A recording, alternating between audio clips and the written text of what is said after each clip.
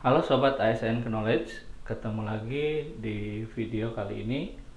Kita akan membahas tentang pola karir dan jenis jabatan aparatur sipil negara. Jadi sebagaimana kita tahu bahwa ASN sekarang itu terbagi menjadi dua ya, ada yang PNS dan ada yang P3K atau pegawai pemerintah dengan perjanjian kerja. Nah, pada video kali ini kita akan bahas tentang bagaimana pola karir ASN tersebut dan jenis jabatannya. Ini definisinya dulu ya, Sobat ASN. Jadi ASN itu, atau kita kenal dengan aparatur sipil negara, itu adalah profesi bagi pegawai negeri sipil, atau sebelumnya kita mengenal dengan PNS, dan pegawai pemerintah dengan perjanjian kerja atau P3K yang bekerja pada instansi pemerintah. Nah, definisi ini berdasarkan Undang-Undang 5 Nomor 2014 tentang ASN. Jadi ada dua kelompok, ada dua kategori pegawai ASN, itu kita kenal dengan istilah PNS dan P3K. Fungsinya apa sih ASN ini? Berdasarkan Undang-Undang 5 tersebut, fungsi ASN di pasal 10 dijelaskan bahwa ada 3 fungsi ASN. Yang pertama adalah pelaksana kebijakan publik. Bagaimana seorang ASN itu bisa melaksanakan kebijakan-kebijakan yang sudah ditetapkan oleh pemerintah. Yang kedua sebagai pelayan publik. Jadi tugas utamanya adalah memberikan pelayanan kepada masyarakat atau publik. Dan yang ketiga adalah perekat serta pemersatu bangsa. Kemudian kita bahas sekarang jenis jabatan aparatur sipil negara. Setiap jabatan ASN ditetapkan sesuai dengan kompetensi yang dibutuhkan. Ada 3 jenis jabatan yang kita kenal. Yang pertama adalah administrasi, yang kedua adalah fungsional, dan yang ketiga adalah jabatan pimpinan tinggi. Jabatan administrasi atau kita singkat dengan JA, ini nanti terbagi menjadi 3 kelompok jabatan. Kemudian ada fungsional juga ada kategorinya, dan juga jabatan pimpinan tinggi. Kita bahas satu persatu. Jabatan administrasi atau kita singkat dengan JA adalah sekelompok jabatan yang berisi fungsi dan tugas berkaitan dengan pelayanan publik serta administrasi pemerintahan dan pembangunan. Ada 3 jenis dalam kategori jabatan administrasi. Yang pertama adalah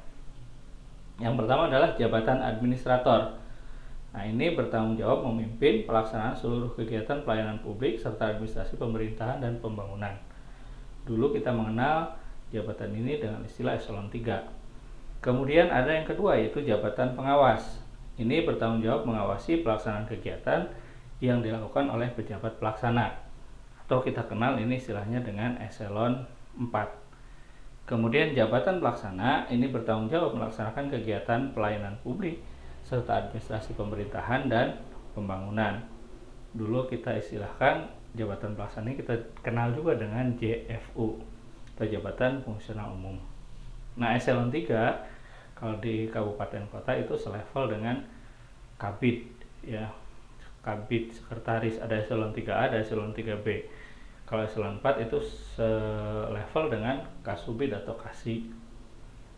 Jabatan pelaksana ini sebagai pelaksana. Nah, ini 3 kelompok dalam jabatan administrasi.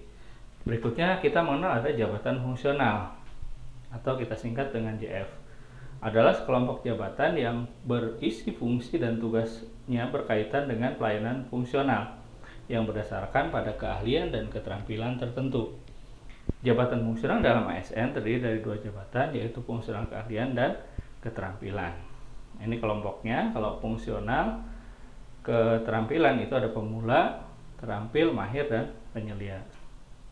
Jabatan fungsional keahlian terdiri dari ahli pertama, ahli muda, ahli madya, dan utama. Masing-masing kelompok jabatan ini ada ketentuannya ya, kompetensinya, kemudian persyaratan minimal pendidikan dan sebagainya untuk pengangkatannya. Berikutnya yang ketiga yaitu jabatan pimpinan tinggi atau kita kenal dengan JPT. Ini adalah sekelompok jabatan tertinggi pada instansi dan perwakilan. Jabatan pimpinan tinggi terdiri dari pejabat struktural tertinggi, staf ahli, analis kebijakan, dan pejabat lainnya yang ditetapkan dengan peraturan pemerintah. pengelompokan jabatan pimpinan tinggi ada 3. Ada jabatan pimpinan tinggi utama, jabatan pimpinan tinggi madya, dan jabatan pimpinan tinggi pratama.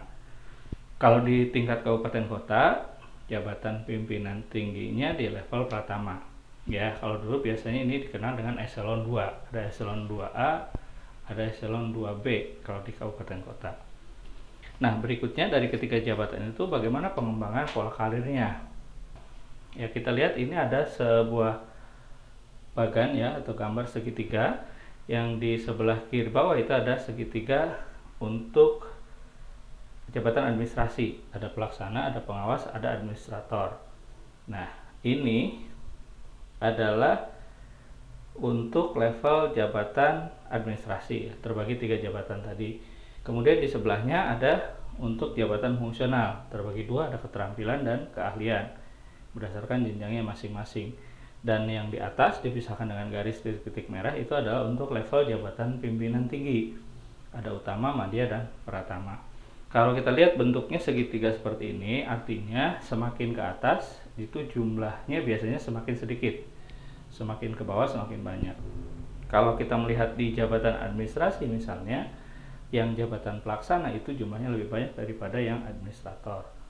Kemudian kita lihat di sebelah kiri itu ada tulisan PNS dengan kurung berwarna hitam, artinya semua jabatan ini bisa diduduki oleh PNS.